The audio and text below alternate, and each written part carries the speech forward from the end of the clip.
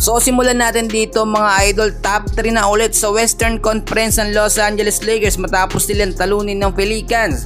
Top 1 sa standing dito sa West, makakalaban ng Lakers sa kanilang susunod na game. And bago natin yan ipagpatuloy at pag-usapan mga idol, huwag nyo munang kakalimutan na mag-like and subscribe sa ating YouTube channel. Maraming salamat po mga kaibigan sa naging laban ng Lakers at ng Pelicans. 124-108 ang naging final score. So ngayon nakita nyo mga kaibigan, nagkaroon ng maliit na adjustment etong si JJ Redick sa kanyang naging lineup. So far kung titignan ho natin, mabilis lamang to, no? Sa naging starting 5, medyo nagkaroon ng pagbabago. Wala sa lineup itong si Rui Hachimura, pero pinalitan muna netong si Dorian Finney-Smith. Siyempre nasa lineup pa rin si LeBron James, Jackson Hayes, Austin Reeves at si Luka Doncic. Kung titignan nyo mabuti, halos ito naman yung original na starting 5, no? At kapag automatic na wala si Rui Hachimura, pumapalit si Dorian Finney-Smith o kaya naman minsan Dalton o kaya minsan mas maraming ginagamit madalas si Gabe Vincent.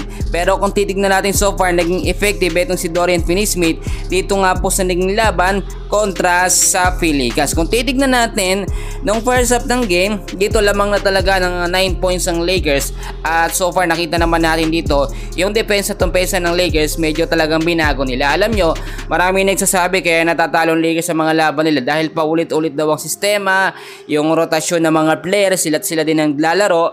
Pero ngayon, anong masasabi ninyo? Nagbago, no? Paano nasabing nabago mga kaibigan? Tignan nyo mabuti. First half, 62-53 yung naging score. At eto naman, titignan natin si Jackson Hayes, meron 16 minutes of playing time, meron 9 rebounds, 4 points. First half pa lamang yan. Luka Doncic, 18 minutes, 2 rebounds, 3 assists at 13 points po. Etong si LeBron James so far, 17 minutes, wala siyang rebound, meron 5 assists at 13 points. Kung titignan natin mga kaibigan, halos yung starting 5 na lineup din talaga ang gumagalaw dito. Pero sa pagkatapos ng game, nakita nyo, hataw na hataw din talaga o nabigyan din ng minuto dito. Eto nga pong si Dalton Knecht. Noon pa man sinasabi natin kahit saan nyo ilagay o kahit saan ilagay ni JJ Redick, sa first half o wala man sa starting 5, sa second half gamitin si Dalton Knecht, very effective talaga siya, no? Yung outside na tira ni Dalton Knecht mapapakinabangan. Consistency, meron ho talaga. Si Dalton Knecht nabigyan ng 20 minutes of playing time sa buong game na yan, merong isang rebound lamang pero nakapagtala ng 12 points. So ang tanong, bakit daw 12 points lang? Etong si Dalton, ang haba ng minuto, hindi siya lagi napapasahan. Yun ang punto natin dyan. Pero kung titignan nyo, LeBron James, kahit papaano, ang taas ng puntos niya. 33 minutes of playing time, walang rebound, merong assist na 8 at 27 points. Austin Reeves, 36 minutes of playing time so far at meron siyang 3 rebounds, 7 assists at 30 points. Luka Doncic, siya na naman ang highest leading scorer ngayon ng Lakers, which is meron 36 minutes, 6 rebounds, 6 assists at 35 points. Jackson Hayes, 24 minutes ang oras at meron 12 rebounds, walang assist pero merong 6 points lamang. Bukod ho kasi sa sinasabi natin na naging effective itong naging lineup ni JJ Redick, eto na actually yung posibleng gamitin ng Lakers para sa playoffs, no? Nakita nyo naman, fixed na talaga yan, matibay yan. Pero ang problema, kapag may na-injury ulit sa starting 5 tulad niyan, si Rui Hachimura hindi nakapaglaro, pinalitan ni Dorian Finney-Smith. What if eto naman si Jackson Hayes ang hindi makapaglaro mga kaibigan, no? Sabihin natin may hindi inaasahang pagkakataon na injury biglaan, playoffs na.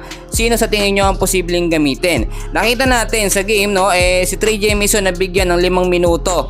Pero isang rebound lamang pero hindi nakapagtala ng puntos. Mas okay nang gamitin si Trey Jamison, matakaw man sa foul, kaysa gamitin si Alex Len, no? Hindi na yata ginagamit o wala na yata to si Alex Len Pero para sa akin, effective pa rin na mas gamitin, na mas priority dapat si Christian Coloco. Dahil mas bata, mas flexible at mas maliksi kumilos, no?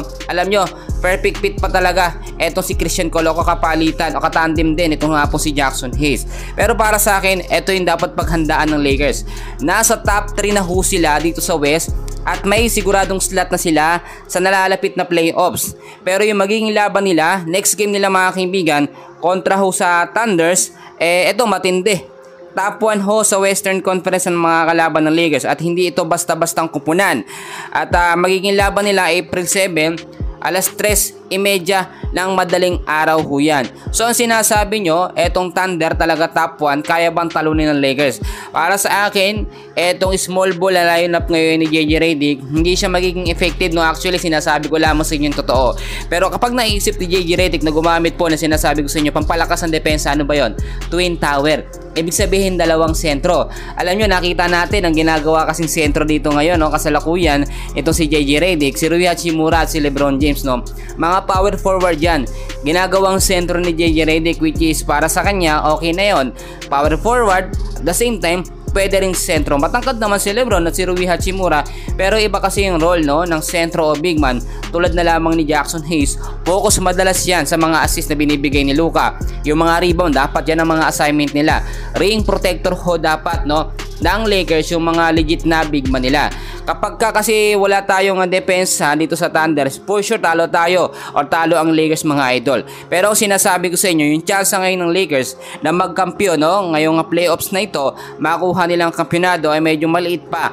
Pero once na maisip ng JJ Redick na gumawa ng panibagong sistema, unlike before na puro small ball lineup, baguhin niya yan, siguradong mananalo ho ang Lakers. But so far, congratulations po sa Lakers. Pinakita nila na kayang-kaya nilang pumalag, hindi porket home court nila, dapat manalo sila.